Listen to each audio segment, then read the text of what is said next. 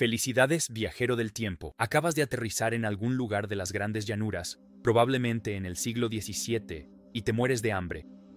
Tu último tentempié fue una bolsa de frutos secos que se te cayó del bolsillo en el vórtice espacio-temporal. Y ahora estás mirando a un bisonte de 900 kilos como si fuera un buffet libre cubierto de pelo. Pero antes de que salgas corriendo hacia él con un tenedor y mucho entusiasmo, aclaremos algo. Cazar un bisonte no era un pasatiempo de fin de semana. Era cuestión de vida o muerte. Altamente coordinado, físicamente agotador y extremadamente peligroso, algo así como el rugby, si el rugby incluyera lanzas afiladas, estampidas y la ocasional muerte por una pezuña. Esto no es un reto de supervivencia en solitario. Las tribus nativas americanas desarrollaron verdaderos manuales tácticos para cazar a estos tanques andantes. Dependiendo de la tribu, el lugar y la estación del año, podrías ver estrategias que se parecían más a una operación militar que a un simple plan para la cena. Olvídate de los rifles. Eso llegaría siglos después. Por ahora, tienes opciones como arcos, lanzas, despeñaderos de bisontes y la oración. Sí, la oración. Porque incluso con 100 guerreros a tu lado, hay muchas probabilidades de que necesites un poco de ayuda del mundo espiritual, cuando una bestia de 900 kilos decide que hoy no quiere morir. Pero las recompensas valen la pena. Un solo bisonte macho adulto podía alimentar a decenas de personas durante semanas. Eso, suponiendo que no lo arruines y termines en el lado equivocado de una estampida. Lo cual, alerta de spoiler, le pasó a mucha gente. ¿Listo para cazar al animal más grande de Norteamérica con herramientas hechas de palos, piedras y pura determinación? Vamos allá. Entonces, ¿con qué estamos tratando exactamente aquí? Imagina un tanque viviente cubierto de pelo. El bisonte americano es el animal terrestre más grande de Norteamérica. Los machos, también conocidos como toros, pueden pesar hasta 2000 libras. Miden hasta 6 pies de altura en el hombro y pueden alcanzar hasta 12 pies de largo. No es un error de dedo. Es como una minivan cubierta de pelo y furia. No solo son grandes, también son rápidos.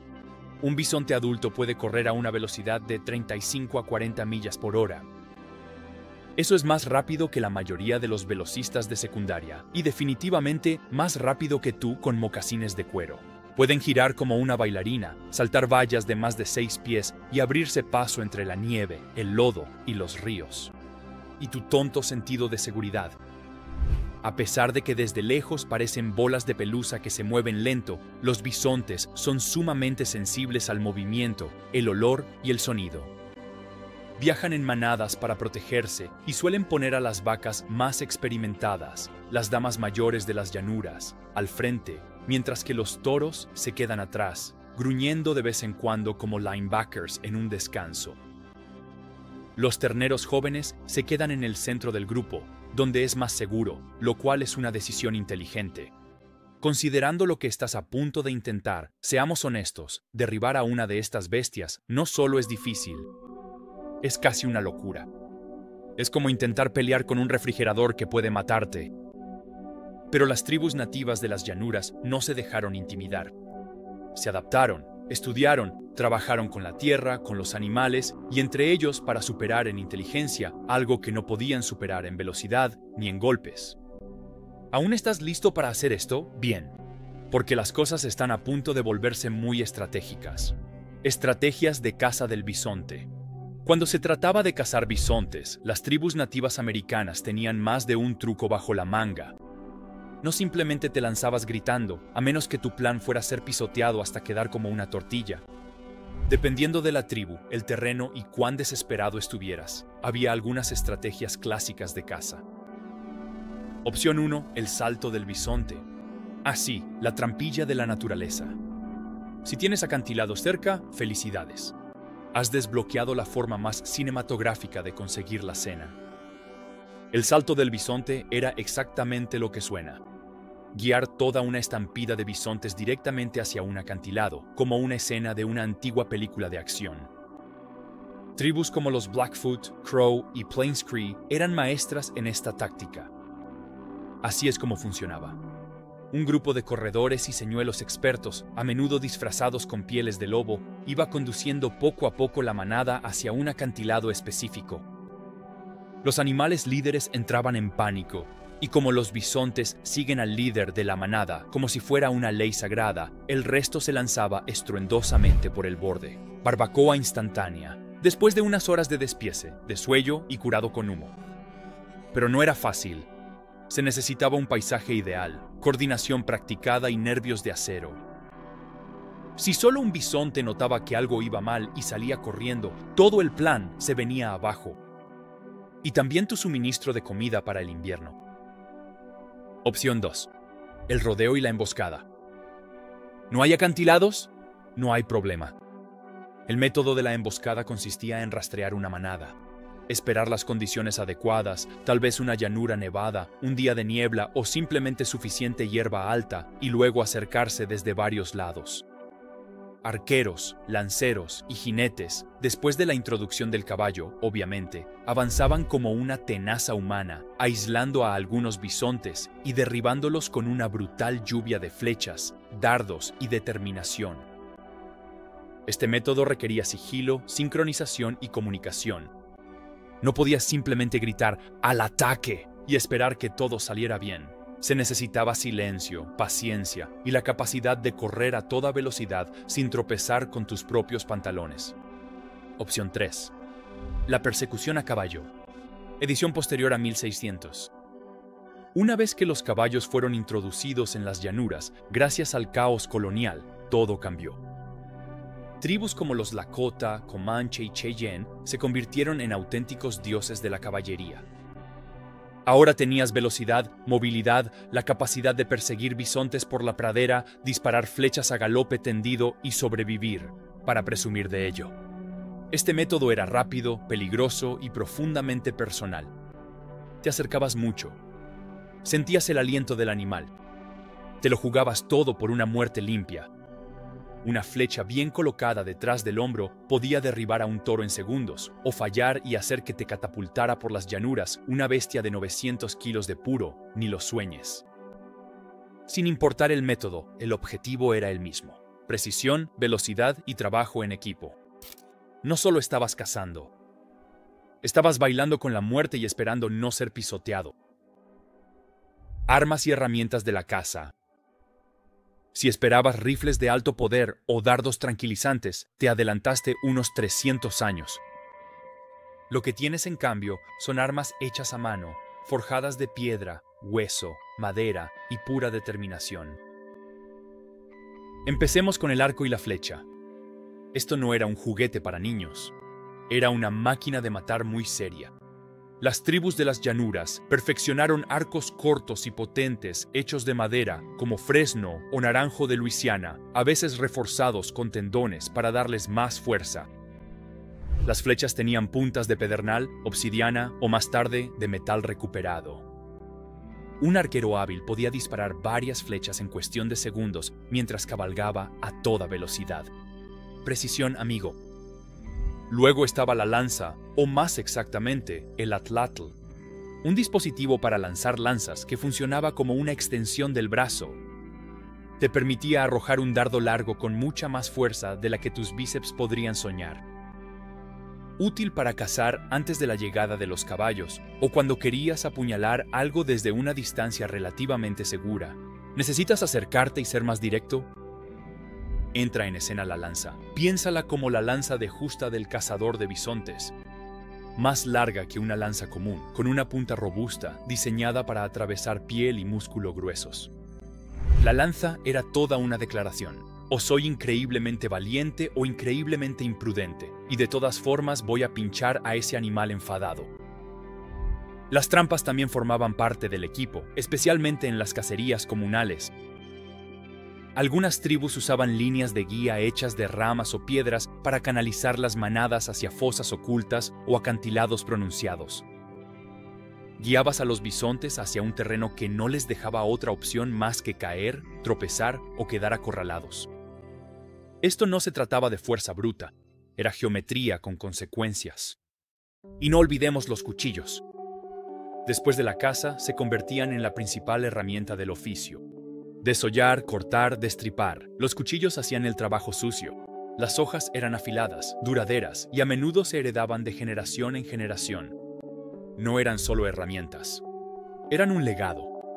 Incluso la vestimenta era funcional. Mocasines para la velocidad y el sigilo. Túnicas pintadas que marcaban logros. Tocados de plumas usados por guerreros respetados. Tu atuendo contaba una historia. Y si habías derribado un bisonte, era un capítulo impresionante. Ahora, la pieza más importante del equipo, tu cerebro. Tenías que conocer la dirección del viento, el comportamiento de la manada, las particularidades del terreno y cómo evitar ser pisoteado. La experiencia importaba. La humildad también. No te lanzabas gritando y esperabas que el bisonte cayera amablemente. Esto no era un videojuego. No tenías una segunda oportunidad.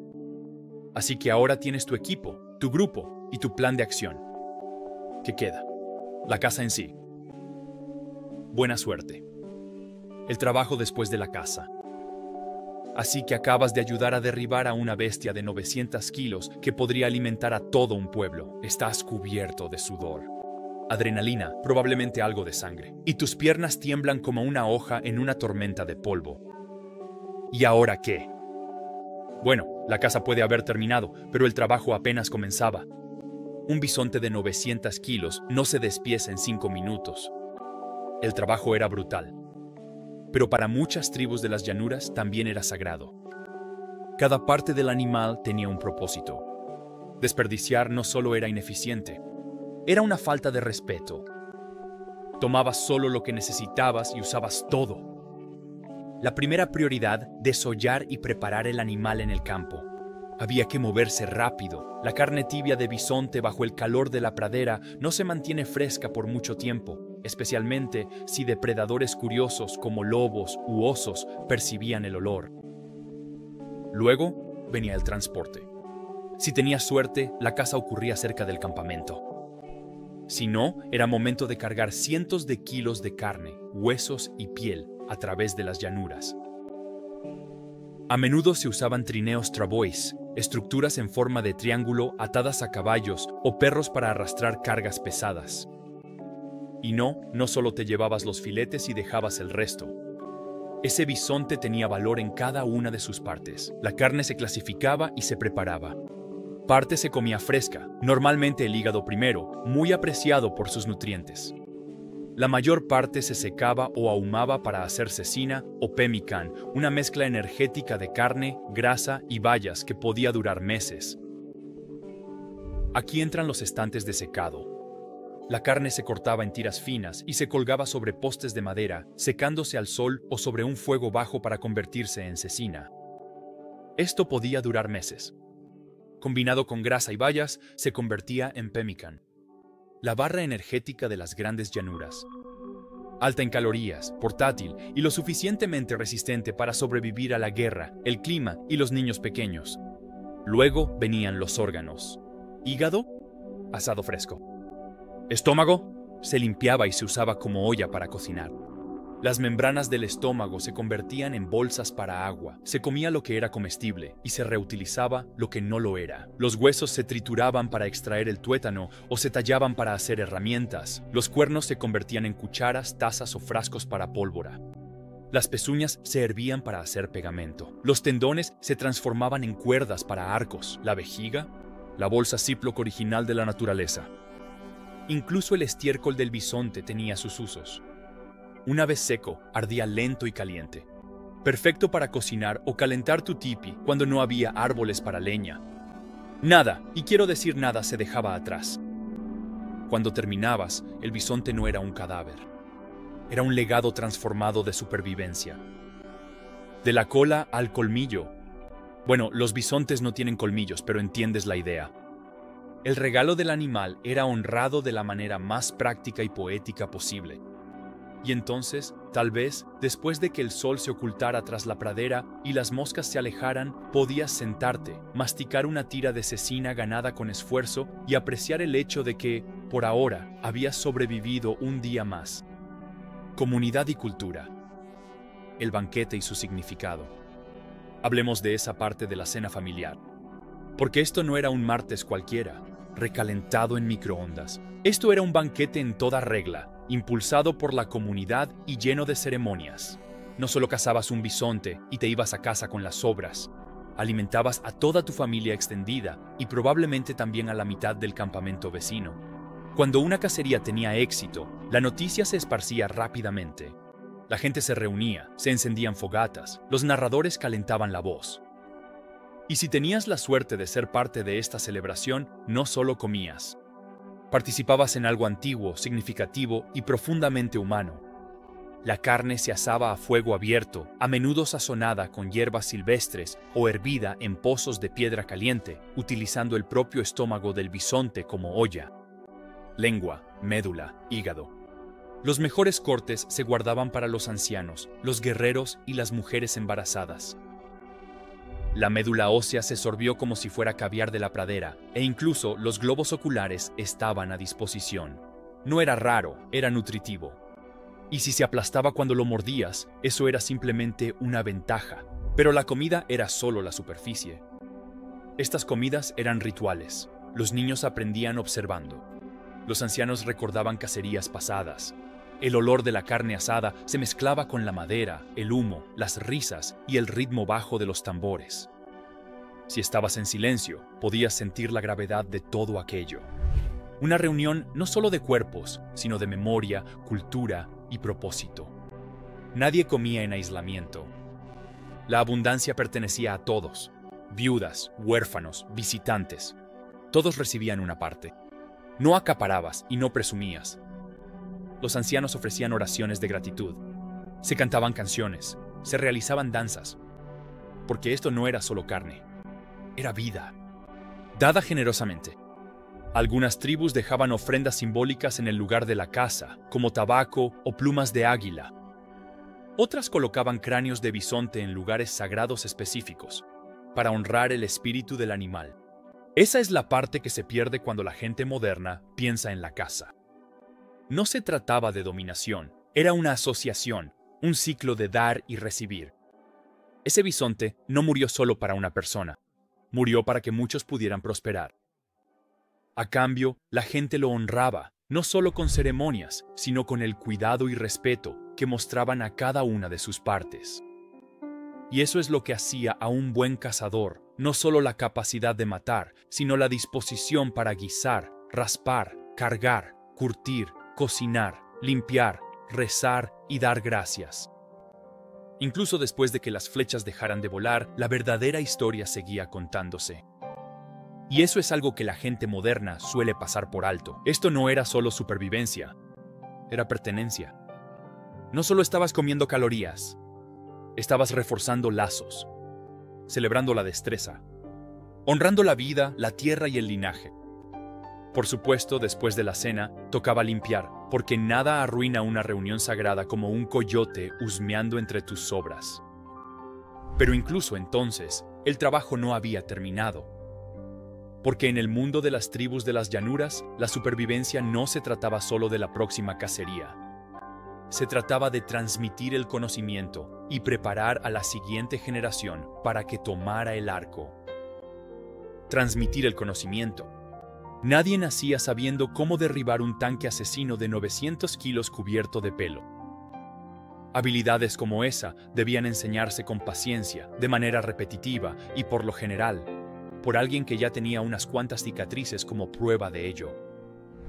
Desde pequeños, los niños nativos americanos se sumergían en los ritmos de la caza. Los niños practicaban con arcos en miniatura antes de poder caminar bien.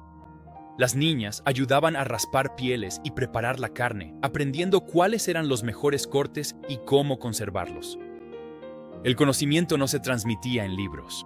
Se transmitía a través de acciones, historias y consecuencias. No aprendías sentado en un aula. Aprendías observando, haciendo, equivocándote y siendo corregido por ello. Es posible que hayas aprendido a rastrear siguiendo a tu tío a través de un valle cubierto de nieve durante 6 horas seguidas, sin ir al baño. O aprendiste la dirección del viento viendo a tu primo mayor estornudar en medio de una ráfaga y llenarse la cara de ceniza. Las lecciones fueron reales porque lo que estaba en juego era real. Si pierdes una huella, pierdes el rastro. Si haces un ruido en el momento equivocado, la manada se asusta. Apuntar mal una flecha, felicidades. Ahora eres la cena en lugar del bisonte. Pero esto no era algún rito de iniciación machista, donde tenías que demostrar tu hombría luchando contra un búfalo. Era un proceso comunitario. Aprender a cazar significaba aprender paciencia, humildad, precisión y sobre todo, respeto. Te enseñaban que cada animal tenía un espíritu y que cada muerte tenía un peso. No matabas por deporte, matabas porque la gente necesitaba comer. Ese tipo de educación no terminaba cuando conseguías tu primera presa exitosa. Continuaba durante toda la vida. Pasabas décadas perfeccionando tus habilidades, aprendiendo nuevas técnicas, adaptándote a nuevas herramientas. Cuando llegaron los caballos, cambiaron todo. De repente, ya no solo acechabas, perseguías. Galopabas a toda velocidad, disparando flechas con una mano y sujetando las riendas con la otra, todo mientras intentabas no morir en el proceso. Y luego, cuando envejecías, era tu turno de enseñar. Agarrar a ese sobrino entusiasta y decirle, ¿ves esa huella? Eso no es un ciervo, es un toro cansado. Seguimos despacio. Nos mantenemos en silencio.